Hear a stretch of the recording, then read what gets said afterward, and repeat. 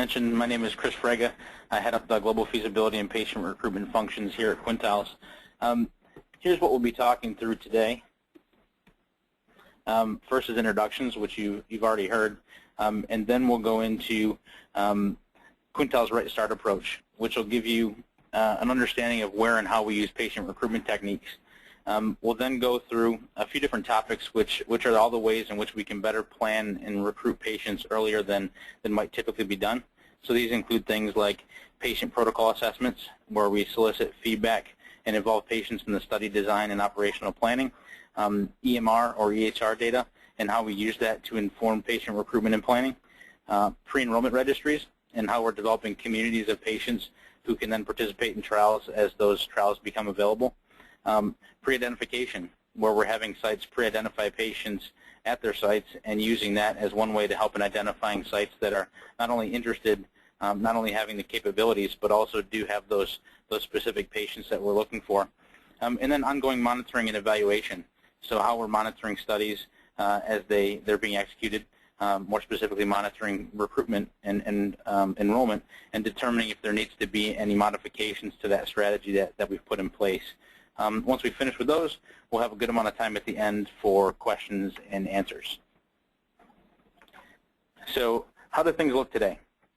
The reality is that in the industry, we see poor startup performance being a key issue that's facing many of us probably on the call here today in the projects that we manage.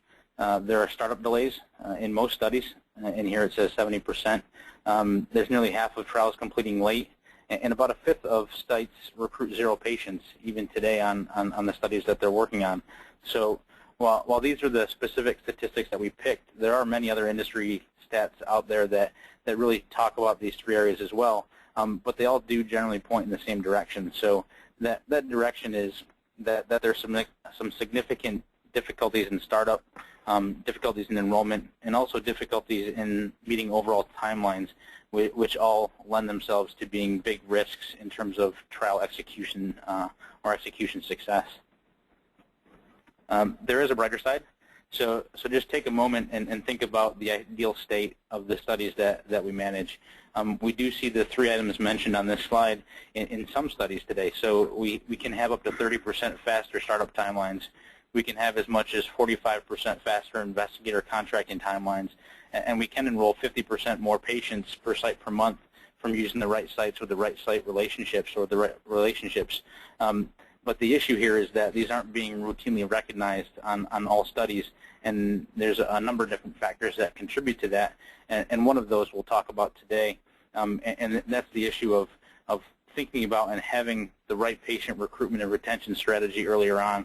So not having it as an afterthought, not having it as just a set of tactics that are added into a study during startup, but by designing studies with the patient in mind, and therefore helping them those studies to be operationally successful, and then also by helping find those patients earlier on.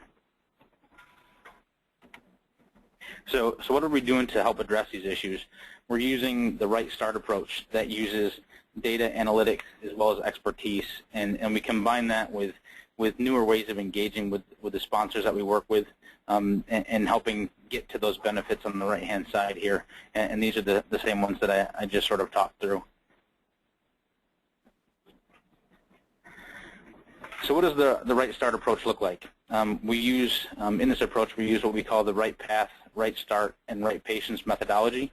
And each of these steps relies upon those boxes at the left-hand side. So deep industry experience, data-driven tools and processes, as well as global relationships. And by using those, it helps us be successful.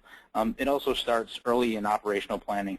So it also includes many perspectives and data in those designs, so both the operational and scientific designs. If we look at the different circles here, at the right path, we're looking at the optimal approach for the study. As we get to the right start, we have startup processes and use both global and local knowledge to help be successful. And then finally, the right patients, using smarter recruitment techniques earlier on, and also making sure that we're using the right sites to deliver those patients. Here's another way to show the graphic or the specifics of the graphic that I just went through. It gives a bit more detail into each of the buckets or areas I just described, or sort of simply put, gives the specifics for each of the stages, and as well as what the outputs are for those. We included this since I know some people like to see a bit more detail, and I'll briefly go through each of the sections. So in the right path, we're looking at the best approach for the study. We're using data, expertise, as well as analytics. We use numerous data sets to understand where the patients are and try to figure out whether they even exist, so using the various inclusion-exclusion criteria. We talk with patients to gain their views on the study and whether they would even be willing to participate, and we also try to understand from them their potential barriers, at least from their perspective.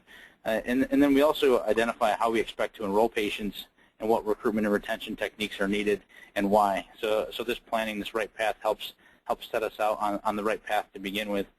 We then move towards the right, into the right start, and we use integrated processes for faster startup. Includes things like our site database, which helps with site identification and selection. We use interactive regulatory tools, also coupling that with some global expertise and local knowledge. And we also have pre-agreed upon contract templates, investigator grants with predefined budget negotiation parameters. We also have dedicated study startup leads and a bunch of other things. And then finally, as we move towards the right patients, the benefit of the model is that we've already taken into account the patient perspective. We've helped design the trial in a way that takes that into account and set it up for operational success.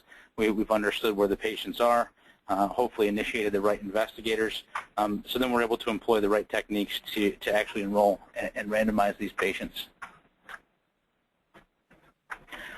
So now that I've given an overview for the remainder of the session today, we'll focus on the right patients portion of this graphic. As I mentioned, we often think of patient recruitment as something that sits in operations, something that comes in after everything that's shown on the slide here. But what I'd like to challenge a little bit is, at least to those who have attended today, is to ask yourself a few questions. So the first is how can we think of patient recruitment during the CDP or TPP process? The second is how can you think of patient recruitment during protocol concept development? And obviously I'm moving from left to right on here. And then thirdly, how can we think of patient recruitment during the development of the execution plan? To us and for us, we do have ways to keep the patient voice and perspective included during all of these, which helps us speed enrollment when the time comes for each particular study.